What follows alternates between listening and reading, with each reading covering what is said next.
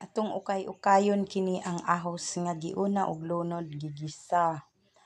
Dayon samtang wala pa siya na golden brown, isunod na pud ato ang sibuyas bombay.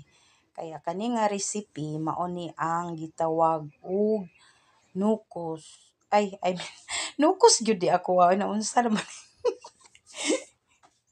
kugita or octopus. Hala, sorry kay guys ha kay nanukos naman ni permente ako ang nasa huna-huna.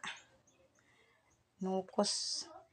So gisunod na nato ning octopus nga gigagmay og hiwa-hiwa mao ni giukay-ukay nato. Tas kaning dako nga wala nako og hiwa-hiwa mao ni ang ulo sa kugita kay gahi man siya hiwaon og hilaw pa didto na lang nako nahiwaon sa inig maluto na siya guys na ato sang hulaton nga okay dayon na brown na siya o giadobo namo ni mao ni hinatag pud ni siya sa taga-tagpupungan nga mga amigo nila. Shout out diha kay Bayot. O dako kayong ulo sa kugita medyo dako gyud sobra kilo gyud ni siya mga miga og migo. O gibutangan na ni og cornstarch para medyo malapot ba para lami.